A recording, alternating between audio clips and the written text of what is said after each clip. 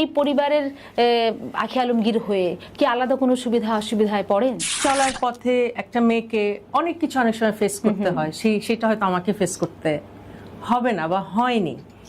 কারণ আমি অমুকের মেয়ে এক্সাইটেড ছিলাম যে যদি সিনেমা করি তাহলে মনে হয় অনেক সুন্দর সুন্দর ড্রেস পাওয়া যাবে, অনেক মেকআপ করা যাবে, যেটা আমাকে করতে দেওয়া হয় না ঘরে। ওই এতে গিয়ে দেখি কুড়ে ঘর সেট,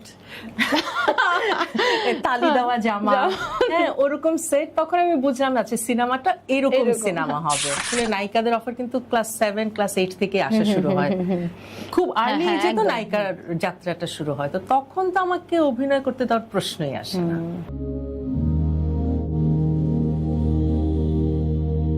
অনিমার গান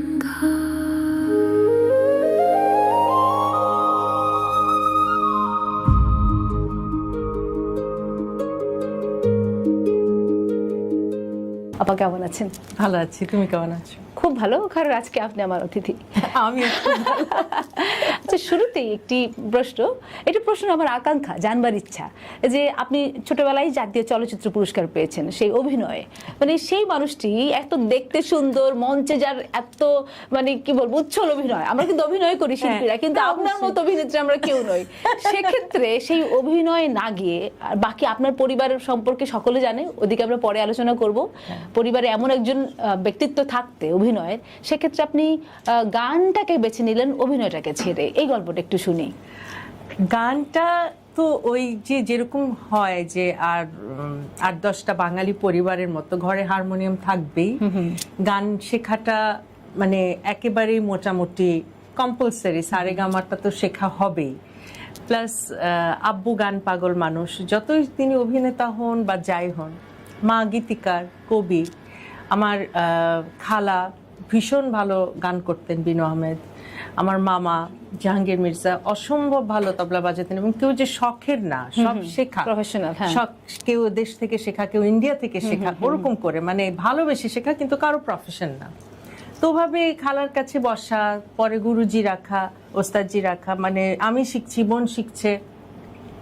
এটা খুব, গানটা খুব মানে নর্মাল একটা আমাদের হাউস হোল্ডের একটা প্র্যাকটিস ছিল যে গান হচ্ছে। অভিনয়টা বরঞ্চ আমার জন্য একটা হঠাৎ ঘটে যাওয়া ঘটনা আছে। মানে ভাদ্যে ছবির শুটিং চলছে, আব্বু মানিকগঞ্জে আউটডোরে, পুরো টিম ওখানে। আমরা জানি আব্বু ওখানে আউটডোরে আছে, 7 দিন পরে ফিরবেন বা 10 দিন পরে, ওরকম।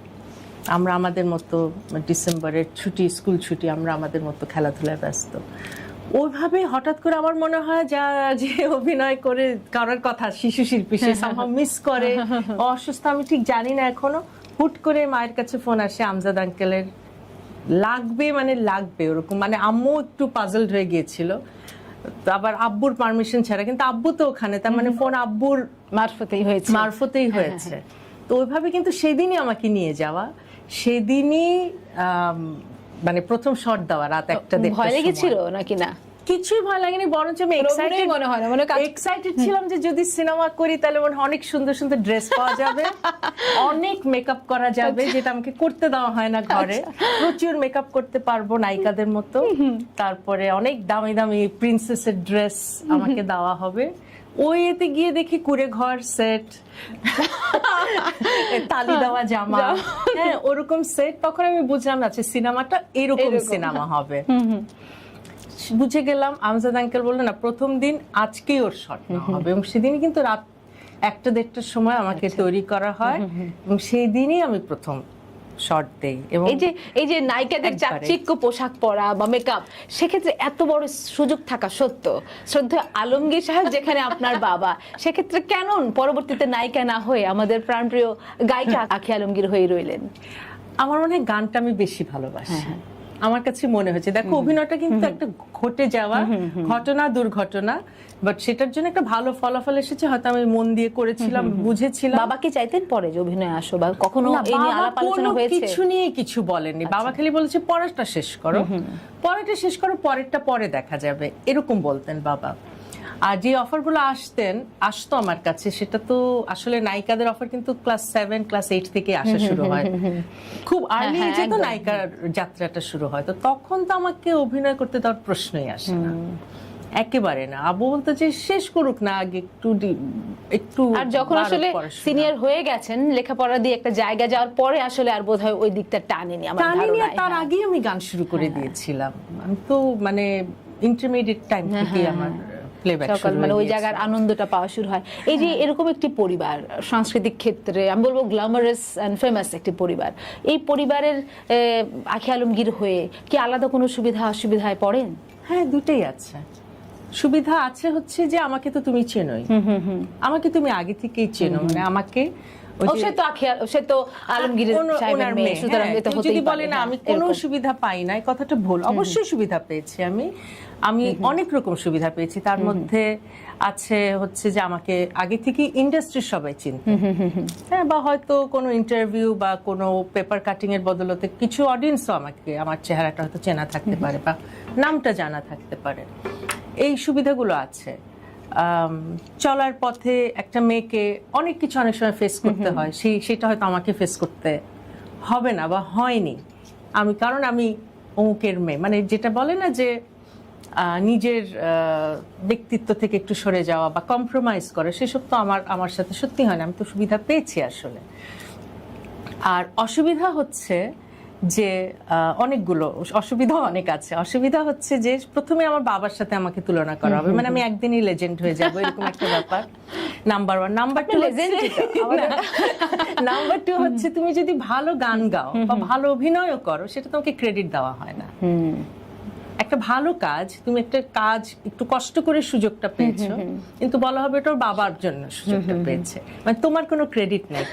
আমার ক্রেডিট আমি প্রায় 15-16 বছর পরে আস্তে আস্তে আমি ক্রেডিট পাওয়া শুরু করেছি। এর আগে পর্যন্ত আমাকে শুনতে হয়েছে ও তো ওনার মেয়ে, ওনার কারণে এরকম হচ্ছে। অ্যালবাম বিক্রি হচ্ছে, ওটা তো আমার ক্রেডিট নাই, ওটা বাবার কারণে হচ্ছে। হ্যাঁ, তো ওইভাবে হয়তো একটা অ্যালবাম বিক্রি হতে পারে, এতগুলো বছর টিকে থাকা তো মুশকিল। তো ওগুলো তো ছিল, ওগুলো ফেস করেছি।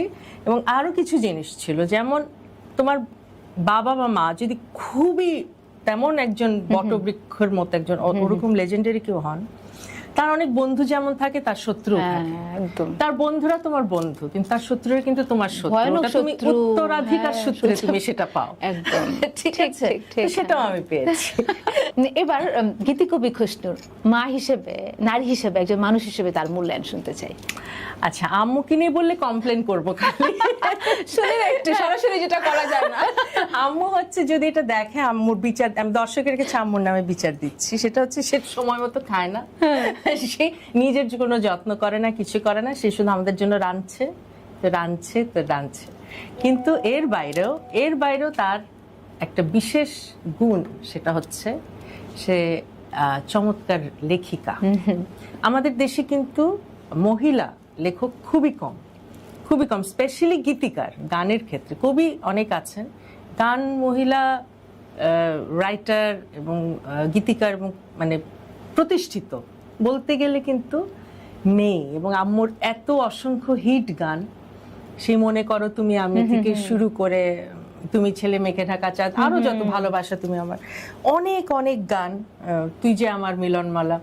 তো আমি মনে করি যে এটাও কমপ্লেন, আরো অনেক লেখা উচিত ছিল, সক্রিয় থাকা উচিত। সেটা কি অনেক অনেক বেশি বটবৃক্ষ, অনেক বেশি চারপাশে এত আলোকের ছত্রছায়ায় কি তিনি হারিয়ে যাচ্ছেন বলে মনে হয়, নাকি আপনাদের উদাসীনতা আছে কোথাও, কি আপনি এত ব্যস্ত, পরিবারের বাকি সবাই এত ব্যস্ত, তাকে নিয়ে ভাববার? কারণ একসময় গিয়ে সেদিন আমাদের এখানে ফাহিম হোসেন চৌধুরী ভাই এসেছিলেন, এত ওনার ক্যারিয়ারের 54 বছর বয়স, 54 বছর ধরে উনি গান করেন, অথচ ইউটিউবে কোনো চ্যানেল নাই।